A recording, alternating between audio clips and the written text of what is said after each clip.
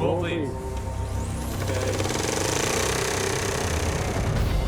I first was approached about this movie by two of the producers, Wick Godfrey and Isaac Klausner. They just asked me if I was interested in Neil Armstrong, and I wasn't really sure, to be honest, at first, if it was a subject matter I wanted to dive into. 3, 2, 1, maneuver. A few weeks later, I opened up the book, Jim Hanson's biography of Neil, and it just struck me in a way that for some reason hadn't struck me before, just how insane this whole operation really was when you actually look at it at face value.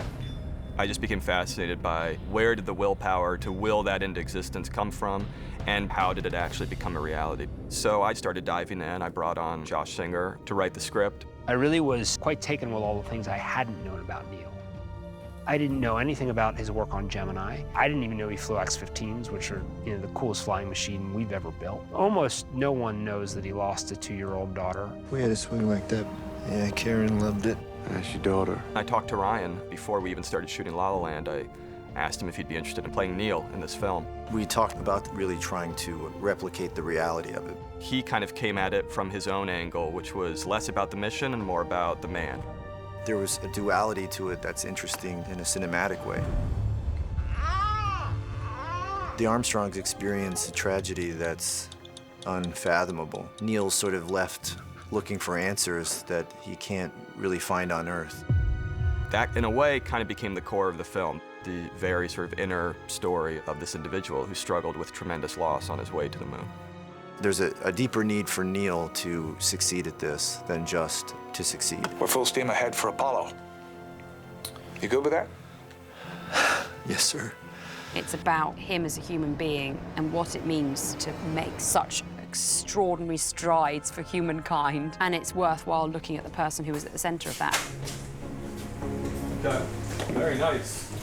Ready. I've only worked with Damien on La La Land and on this, but in both cases, the style came from the story. Let's do one more like this, and then we'll do one where he walks away. What experience were you trying to create for the audience, And this was about sort of really trying to put the audience in the pilot seat. You grab it off, you just boom, boom, and then take it under and just stick it under your left thigh. I wanted every aspect of the film to feel real and lived in and textural, not just the mission, the sequences, but also the stuff on the ground. We can do this last. We don't need deep footage. A lot of this is shot in real time. Damien wants to shoot it in that way because it means that you're with the characters. Let's go to the next one. And action. You could look at Neil's life and feel like everything was preparing him for this moment. Somehow he was able to balance what he and his family were going through emotionally and still get the job done. The movie really had to be about the moon and the kitchen. In other words, the two extremes, the cosmic, grand expanse on the one end, but then on the other end, this day-to-day existence that not just Neil and his family, but all the astronauts and their families lived. Buzz, yeah, that's great.